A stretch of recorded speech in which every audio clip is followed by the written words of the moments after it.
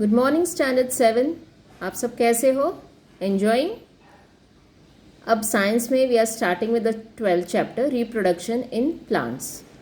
अगर आपको याद हो तो लास्ट ईयर हमने 6th में यही चैप्टर किया हुआ है, तो अभी यही चैप्टर है, लेकिन थोड़ा इसका टॉपिक जो है डिटेल में जाएगा ये बताने के लिए कि प्लांट्स में रिप्रोडक्शन मतलब दूसरे प्लांट्स, बेबी प्लांट्स कैसे बॉर्न होते हैं, पैदा होते हैं। जैसे आप लोग बेबीज हो, छोटे थे, तो आप अपने पेरेंट्स को कैसे बॉर्न हुए थे, तो जब आप पेरेंट्स से बॉर्न हुए थे उस प्रोसेस को रिप्रोडक्शन कहा जाता है। तो प्लांट एनिमल्स में भी वो प्रोसेस और बात तो सेम ही है, लेकिन थोड़ा सा यहाँ प्लांट्स में जो उसका प्रोसेस है वो डिफरेंट है। So we are going to see that a little bit कि ये कैसे होता है।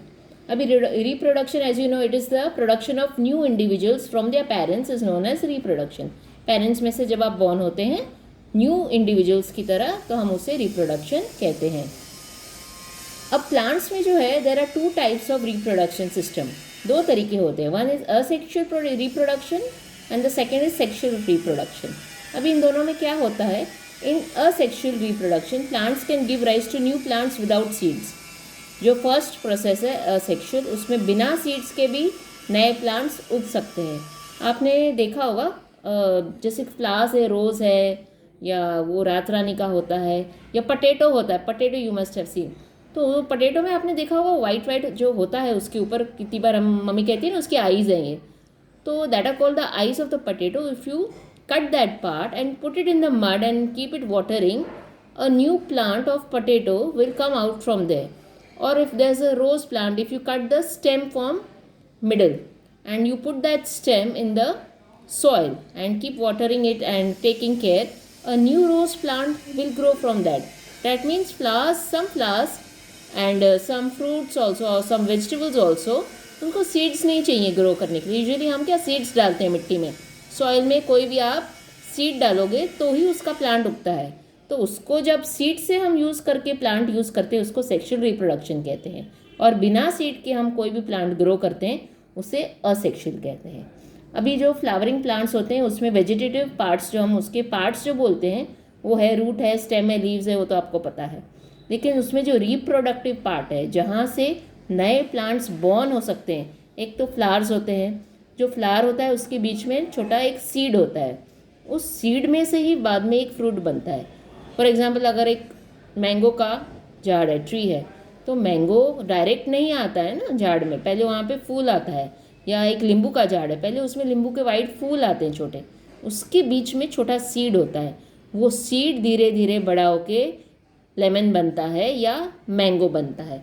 तो the process is done in that way. So तो कटिंग मैंने आपको बताया कि आप स्टेम को बीच में से काटोगे तो उससे नया प्लांट आता है या उसमें बड्स बन सकते हैं। तो स्वीट पोटैटो है, जिंजर है, और एक दूसरा एक प्लांट आता है बैरोफिलम, उसमें भी ये ऐसे ही तरीके से कटिंग से वो उग सकता है, उसके बड्स में से हम बोलते हैं। अभी असेक्सुअल रिप्रोडक्शन में कुछ एग्जांपल हैं, जैसे यीस्ट है, हमने लास्ट ईयर भी यीस्ट के बारे में पढ़ा था।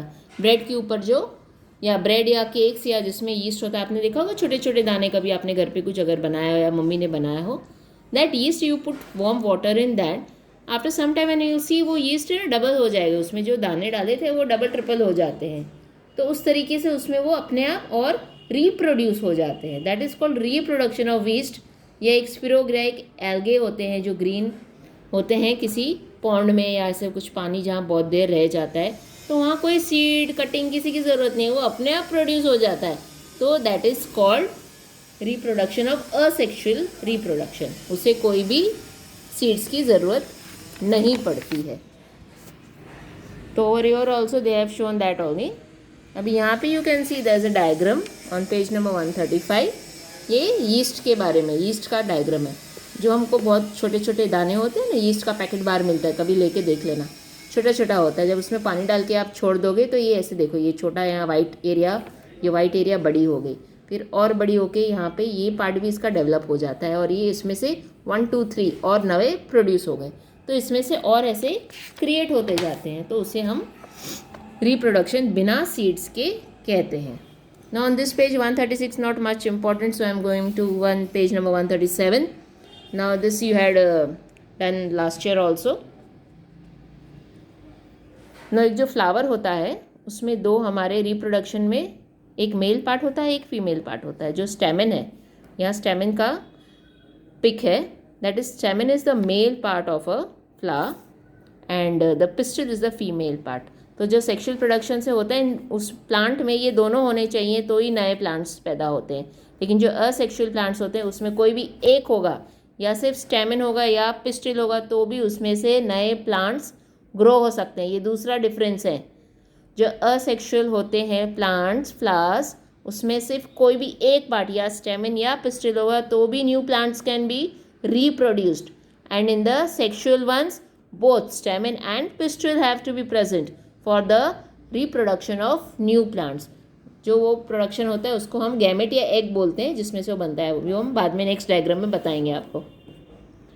इन this there is the pollination system होता है। Pollination you have done before if you remember.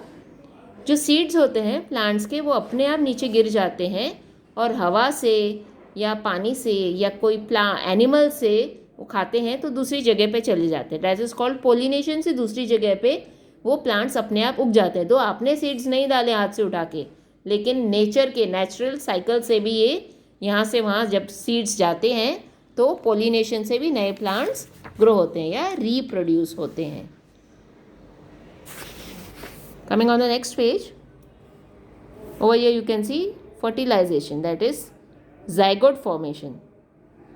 जब दो सीड्स में से उनके पार्ट जो एग्स हैं, जो छोटे ये देख रहे हैं, इसको एग्स कहते हैं।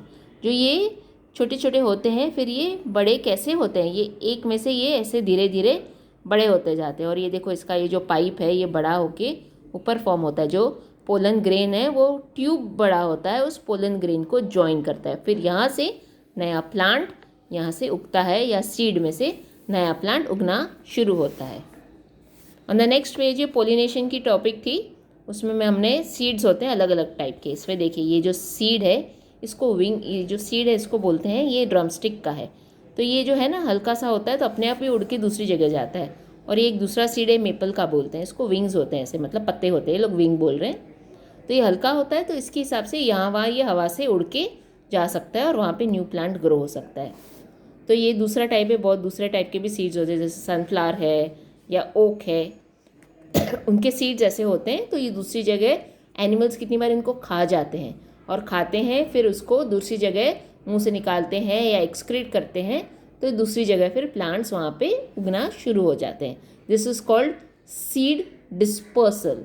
यहाँ से वहाँ सीड्स का अपने आप जाना इज कॉल्ड सीड डिस्पर्सल।